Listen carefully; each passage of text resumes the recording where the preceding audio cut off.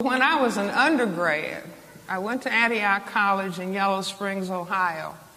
And I remember coming home and, having dinner with my family and grandmother and parents and my sisters at the dining room table. And so I made an announcement. I'm a Marxist. And my grandmother said the more education they get, the dumber they get. But anyway, when I'm training in psychiatry and looking for the answer to be an effective psychiatrist with black people, looking for the answer to racism, and I remember attending a Black Power Committee meeting. And as a matter of fact, I was doing a fellowship in child psychiatry at that point. And I would get a voice. And if you get a voice in here, you need to see a psychiatrist. If you get a voice in here, I think that's God talking to you. And the voice would say, and I would be writing up cases at the end of the day, and the voice would say, go to a Black Power Committee meeting. Just quietly. It wasn't frightening. So when ministers say they get a call, and I kind of know what they mean. And so this would happen over and over and over again. Again, it was subtle, very subtle, nothing to shake you up or anything, because I didn't go to meetings. And so I finally went to a Black Power Committee meeting. And after the meeting, people were sitting in somebody's apartment eating African food. And a gentleman was on the other side of the room. And I heard this man say, mind you, I'm looking for further answers to racism. And I hear this gentleman over there in the other corner saying, racism is a system. And it's like my mind, I'm looking for, they say when the student is ready, the teacher appears. And so I started talking to this person. The gentleman's name was Neely Fuller Jr. He wasn't a college professor. He was a guard at the Bureau of Engraving in the District of Columbia, where they print the money. And this man had started writing about racism in the mid-1950s when he was in the Korean War. And he said he was seated on his station was on a radar site up in the mountains in Japan. And he started thinking about racism and thinking about what was going on in this country, in this part of the world. And he said that the language of segregation and desegregation didn't make much sense on that mountaintop. And he started thinking that racism is a system. Now I want to repeat after me. Racism is a system. Now, I consider this gentleman one of the most profound thinkers of any color in the 20th century. Remember, we started the 20th century with our great sociologist, historian, Dr. W.E.B. Du Bois. And Dr. Du Bois told us in his book, Souls of Black Folks, in 1903, that the problem of the 20th century is the question of the color line between the lighter and darker races of mankind. And then mid-century, Neely Fuller Jr. came along with his book, and I hope that everybody will get his book who doesn't have a copy. His phone number is 202-484-5461. But it is a profound statement, analysis of looking at racism as a total system structure that functions in all areas of people activity: economics, education, entertainment, labor, law, politics, religion, sex, and war. for the ultimate purpose of maintaining the power equation of white power over a relative non-white powerlessness. So being a psychiatrist, and at that point, that's the mid-1970s, late 1960s, we would sit up in my apartment, and that was when, you're at an age you can sit up and debate till 3 and 4 o'clock in the morning and get up and go to work. That's not the case today. But I would listen to the discussion of Mr. Fuller. We had another colleague, Dr. Carl Hutchinson. He's deceased, Chicago physician. He was training in orthopedic surgery. And Mr. Fuller had a beautifully hand-printed, might have had 1,800 pages of beautifully handwritten notes, documentation of his ideas that he carried around in his suitcase. Dr. Carl Hutchinson said, "I will type this manuscript in between surgical cases."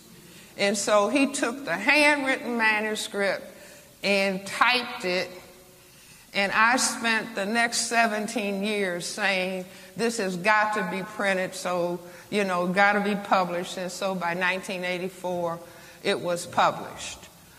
But I started raising the question.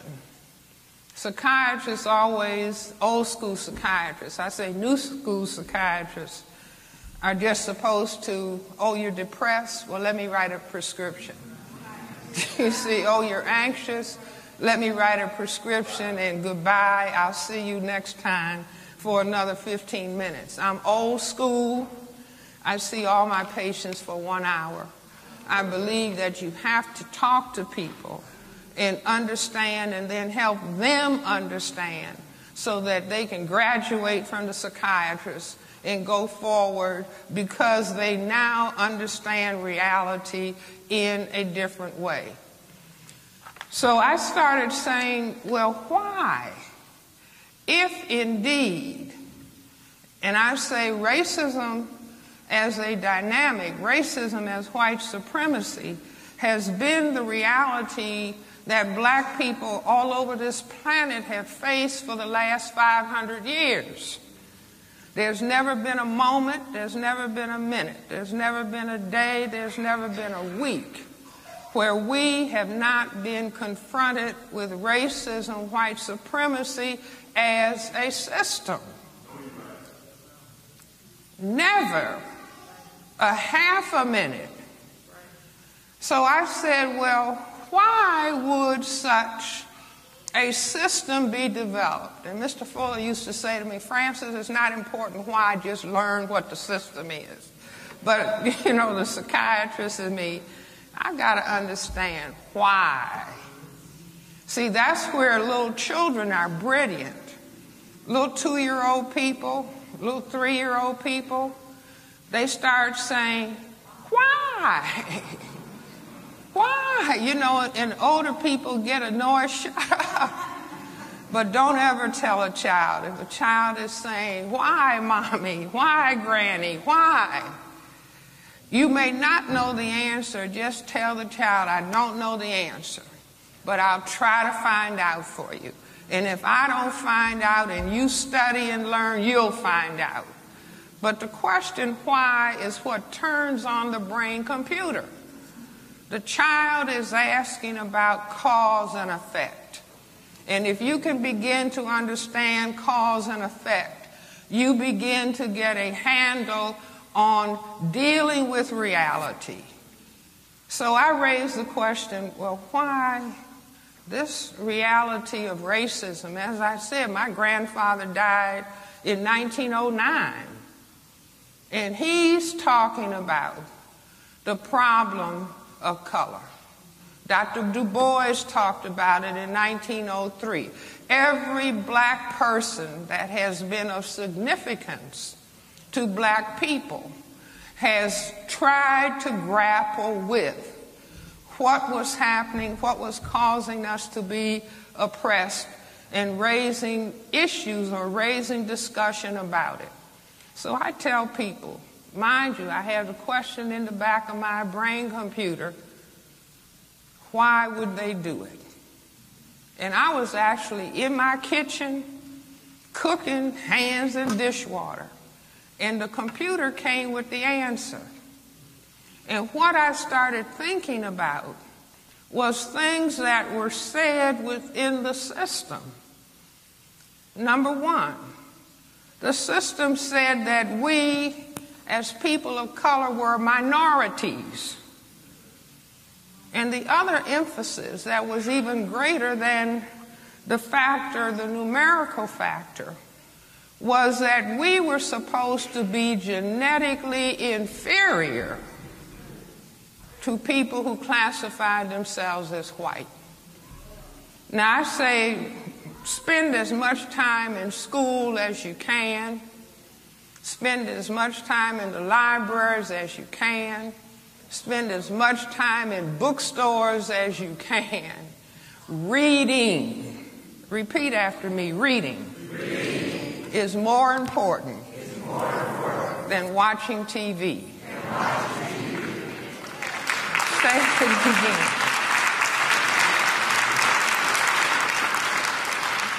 Reading is more important than watching TV. See, everything is in books. Everything is in books. And I say beware of these little small things that you can hold in your hand where you think you're getting as much information as if you're holding a book. Just beware. So with all of the reading and all of the going to school that I had done, I said, wait a minute. People of color on this planet are the overwhelming majority. Black, brown, red, and yellow people are 9/10 majority on this planet. The other thing, that we are supposed to be genetically inferior. And I said, well, wait a minute. See, in my mind, I'm talking to wait a minute. Black people, people of color, are genetically dominant in terms of skin coloration compared to people who classify themselves as white. And I said, I've got it. Just like that, standing in the kitchen, cooking hands in the dishwater. I said, this is the answer. So let me put it on the board. See if you all can see this. Let's say this is the planet Earth. Can you all see? Okay. So 9/10 of the people are black, brown, red, and yellow. 1/10 of the people have white skin. Instead of the people being genetically inferior, the people who can produce the black pigment melanin are genetically dominant. Now, if you don't know what I'm talking about, you haven't taken a course in genetics, just look at our president, Barack Obama. The president's mother is white.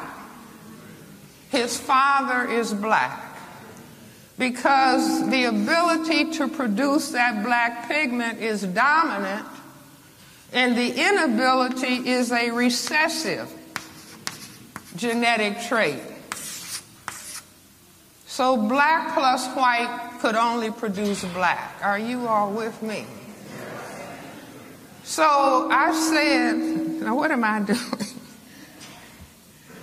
Let's say that this is planet Earth and this is Europe.